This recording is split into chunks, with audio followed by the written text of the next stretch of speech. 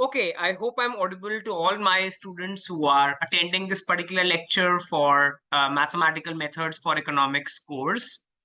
In this particular practice lecture, I'm going to solve a couple of problems where partial derivatives are applied to concepts in economics.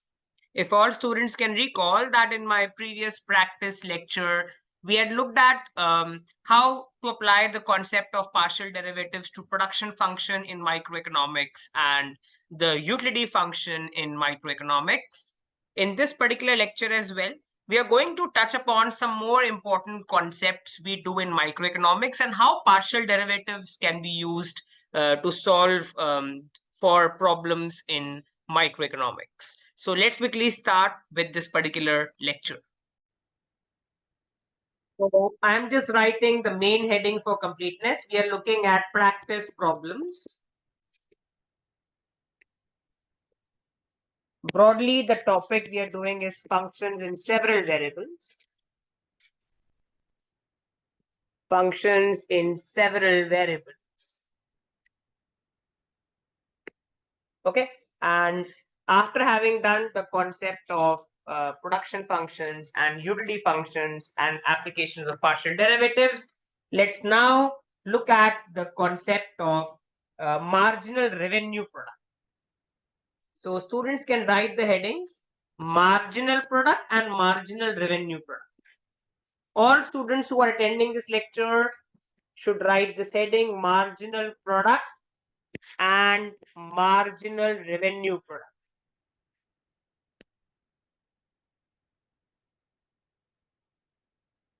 Marginal product and marginal revenue product.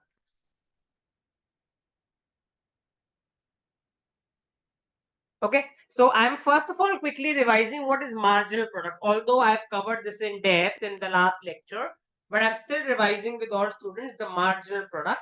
So I can say, let's first write some theory just to make it clear. Let the production function be, let the production function be x as a function of KNL, where x denotes the level of output, x denotes the level of output, k denotes the capital stock, and L denotes the labor. Okay, so we all know from the last lecture that when we partially differentiate the production function with respect to capital, we get something called the marginal physical product or the marginal product of capital. So I can write that define del x by del k as the marginal product of capital. Define del x by del k as the marginal product. Let me write it clearly. Marginal product of capital, and del x over del L as the marginal product of labor. As the marginal product of labor. So the marginal product of capital is going to tell us that if we increase the capital by an additional unit, by how much our output will change. And del x by del L, which is the marginal product of labor, is going to tell us that if I increase labor by an additional unit, by how much will our output or production change. Again, all this I had covered in the previous lecture. Now let's understand what is marginal revenue product. Okay, so to understand that, first of all, let me write what is total revenue. So if I'm erasing this particular part off, let's understand what is total revenue. So I can now write that define total revenue. We all know that in microeconomics, total revenue is price times quantity. Total revenue, which is TR, okay? Total revenue, which is TR, is equal to price multiplied by the quantity X. Okay, and assuming that we have imperfect competition, that means that price itself is a function of output or production. Okay, so I can make a chain that if I look at total revenue is a function of price and quantity. Price itself is a function of output X, and X itself is a function of labor and capital. This is my chain diagram. Total revenue is a function of price and quantity. Price itself is a function of quantity X, because we assume imperfect competition where the price can be decided by the firms depending upon the level of output they produce. So P itself is a function of X, and X itself is a function of labor and capital. So I'm writing a note. Clearly from the chain diagram.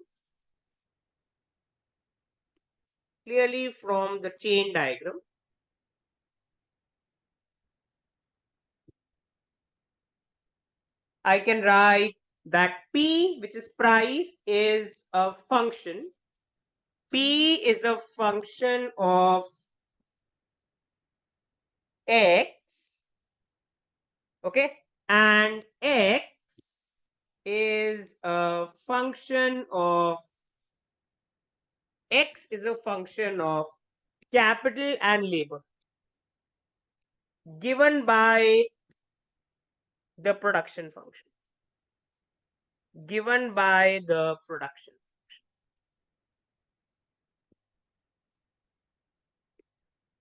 Okay, so if I have to find the marginal revenue product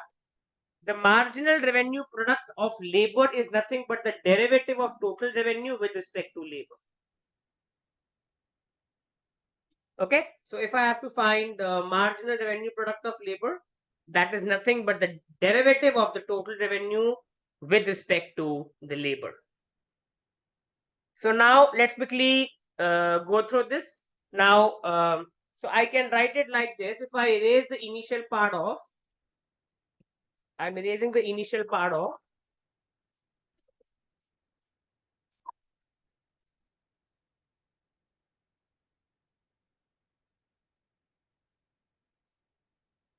So erasing this part off.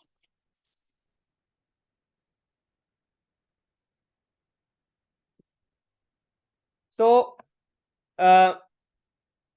I can also erase this particular part, because total revenue, when I write total revenue is P into X. I can modify the chain diagram a bit, and I can write it like this.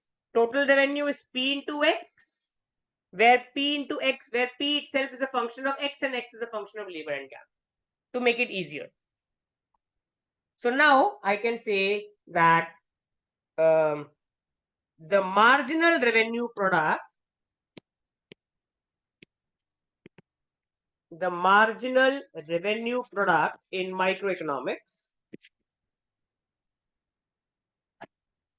the marginal revenue product MRP L, the marginal revenue product of labor, is given by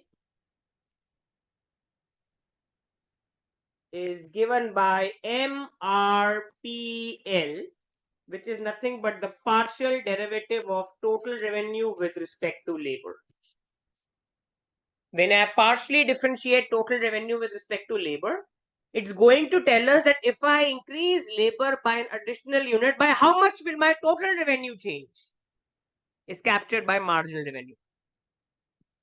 Now, the derivative of total revenue with respect to labor will be, first I partially differentiate total revenue with respect to the output X, because I can go from TR to L only through X. So derivative of total revenue with respect to X multiplied by the partial derivative of X with respect to labor. So I'm repeating it again. Marginal revenue product of labor is the partial derivative of total revenue with respect to labor. I can go from total revenue to labor only through X. So first I partially differentiate total revenue with respect to X, and means multiply. Then I partially differentiate X further with respect to labor. Okay. Now del TR by del X is nothing but marginal revenue from selling product X. This is nothing but marginal revenue from selling product X or good X multiplied by del X by del L. We have just done. It's the marginal product of labor. I can write it clearly. It's the marginal product of labor. So I can say that my marginal revenue product of labor is equal to marginal revenue times marginal product of. This is the formula for marginal revenue. And now I can also write the interpretation. So this means, so this captures the change in total revenue. This captures the change in total revenue due to an additional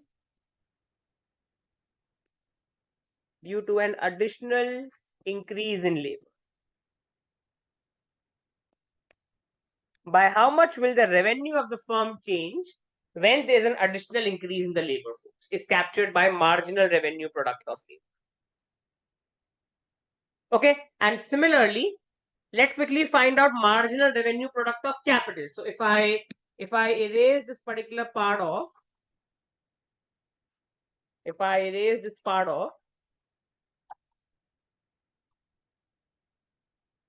at the bottom I can write that marginal revenue product of capital is the partial derivative of total revenue with respect to capital.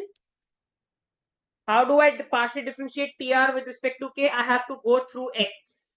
So the partial derivative of total revenue with respect to X multiplied by the partial derivative of X,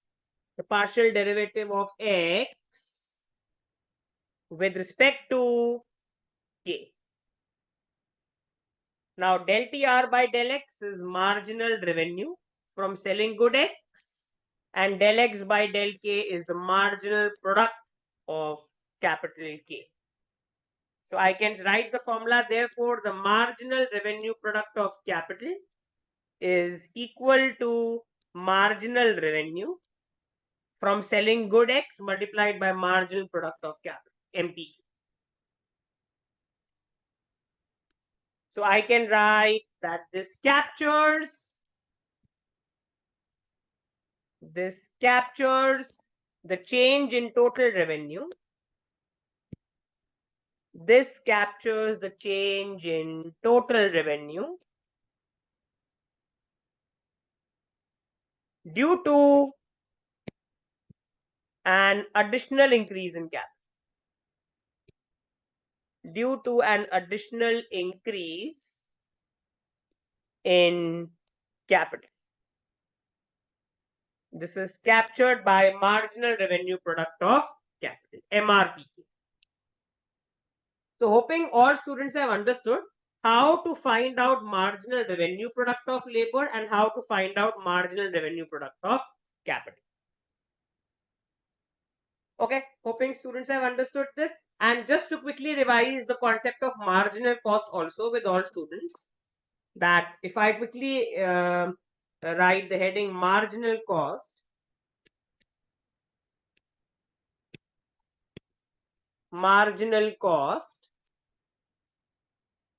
we all have done the concept of marginal cost in our introductory microeconomics course. Okay, so when a firm produces two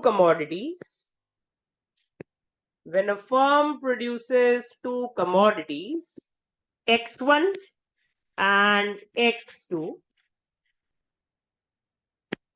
then we can write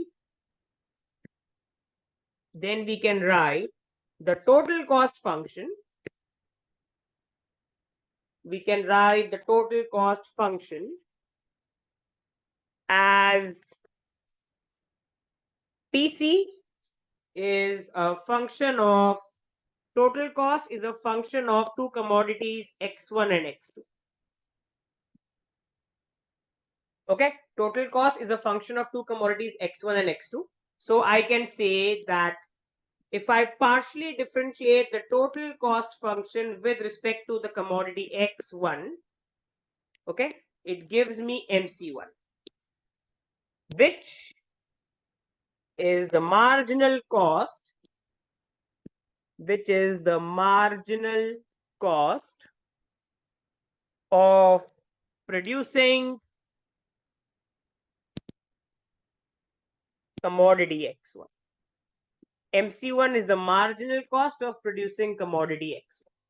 And if I partially differentiate the total cost with respect to X2, that's MC2, which is the marginal cost, which is the marginal cost of producing commodity X2. The marginal cost of producing commodity X2. So given my total cost function, which is a function of two commodities X1 and X2, okay, if I partially differentiate the total cost function with respect to good X1, it gives me the marginal cost of producing X1. The marginal cost is the additional cost of producing, the marginal cost is the additional cost of producing commodity X1. And similarly, if I partially differentiate the total cost function with respect to X2, it gives me MC2, which is the marginal cost or the additional cost of producing commodity X. Okay, so hoping students have understood this. Let's now do a practice question based on marginal revenue product. So students can write the heading practice question.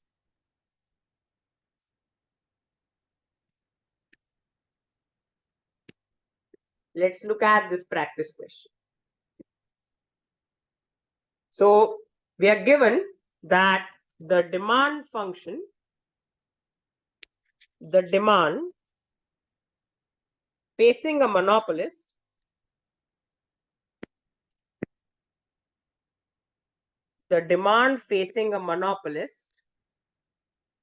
is given by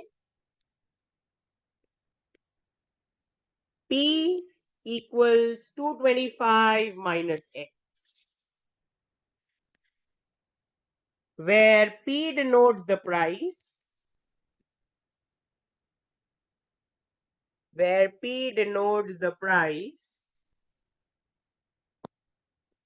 and X denotes the quantity produced. X denotes the quantity produced. If the production function,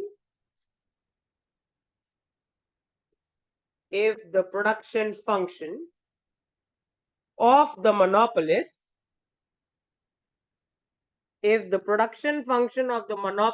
firm is X equals 25L plus 30K minus L square minus 3K square, find the marginal revenue products,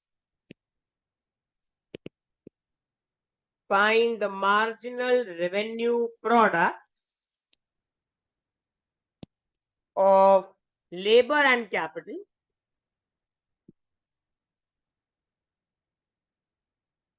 when L is equal to 4 and K is equal to 1. We need to find the marginal revenue products of labor and capital when L is equal to 4 and K is equal to 1.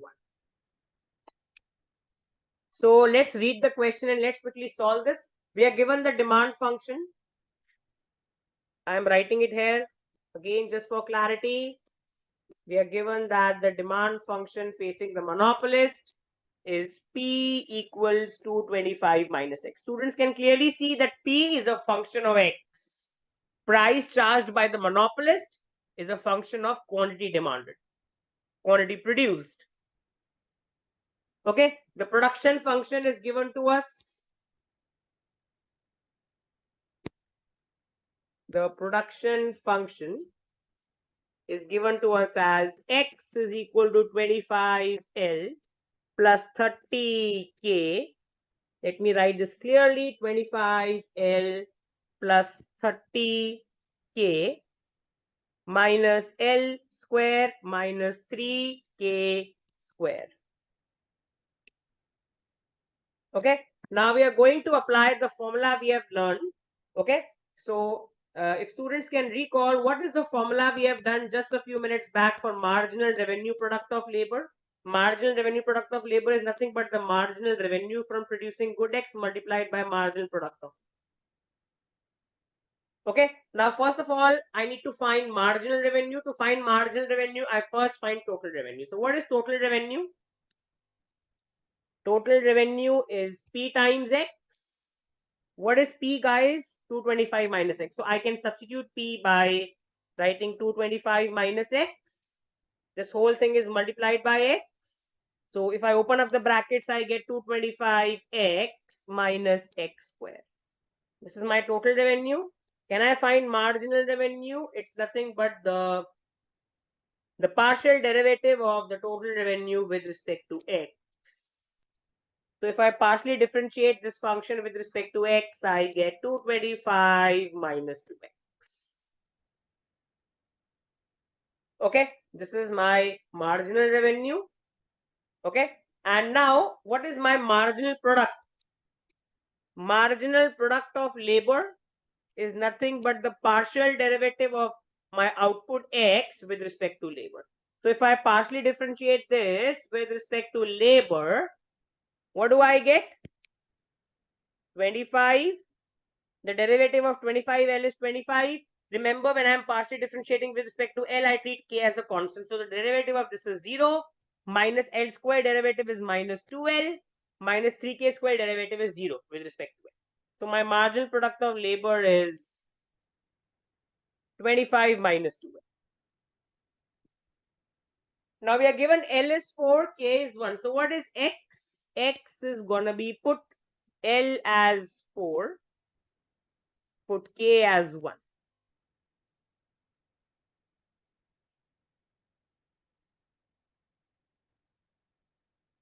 So this is 100 plus 30 minus 16 minus 3.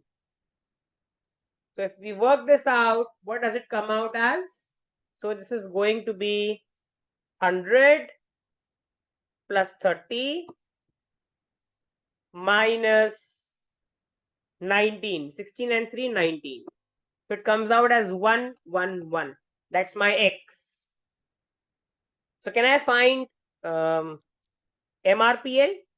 Marginal revenue from good X is 225 X minus X square. And marginal product of labor has come out as 25 minus 2L. Now in this expression, let's put X as 111 and let's put labor as 4. That is going to give us the answer. So if I erase the initial part off, because by now students should have noted down the question. If I erase all this off, on the top I can write that therefore marginal revenue product of labor is going to be 225 times X is 111 minus 111 square multiplied by 25 minus 2L. L is 4. So if students calculate this using your calculators,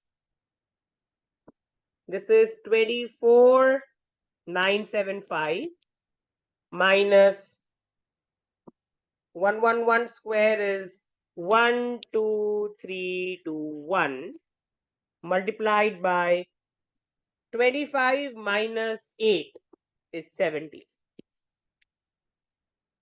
So the first expression 24975 minus 12321 comes out as 12654 multiplied by 70. So it comes out as 215. It comes out as, if I work this out for all students, okay, there's a small correction I would want to make. If you look at the marginal revenue is the marginal revenue is 225 minus 2x. So it's going to be, please make a correction here. It's going to be 225 minus 2x. So there's slight change. This is 225 minus 2x. This is my marginal revenue. And this is my marginal product. This is my marginal revenue. This is my marginal product. So on the top, it's going to be 225 minus 2 times x has come out as 111. So now we are correct. Now how much is 225 minus 222? That's 3. So if I make a correction here, it's 3 times 17, which comes out as 51. This is my marginal revenue product of labor. If I quickly calculate the marginal revenue product of capital, for which I raised the remaining question of, directly apply the formula for marginal revenue product of capital. So I can quickly write that marginal revenue product of capital is nothing but the marginal revenue from producing good X multiplied by marginal product of capital. Now MRX I've already found out. MPK, marginal product of capital, will be the partial derivative of the production function X with respect to capital K. So if I partially differentiate my production function with respect to K, I treat L as a constant. So the derivative comes out as 30 minus 6K. And in this, I am now going to put the value of K. The K value is 1. So 30 minus 6 into 1 is 24. So my MRX has come out as, my MRX is 3, remember? Because MR is 225 minus 2x. And MPK is just 24. Put the value of X as 111. So this comes out as 3 times 24, which is 72. This is my marginal revenue product of capital. So we have found, for this particular question, we have calculated that the marginal revenue product of labor is 51. Okay. Assuming that the currency is dollars here, the price is in dollars, so it's $51 is my marginal revenue product of labor, and $72 is my marginal revenue product of capital. These are my answers for this particular question. Okay, so I stop in this particular lecture. The objective of this lecture was to revise with all students the application of partial derivatives to production functions and total revenue function. We have learned in this lecture how to calculate the marginal revenue products of labor and capital from the production functions. Okay, we have also looked at the concept of marginal cost, and we have done a practice numerical on calculating marginal revenue product of labor and capital. Now, in the next lecture, in the next practice lecture,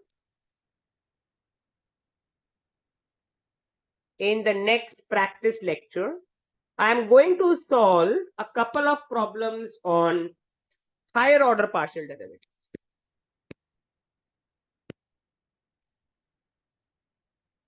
Higher order partial derivatives means partial derivatives of second degree, third degree, and so on.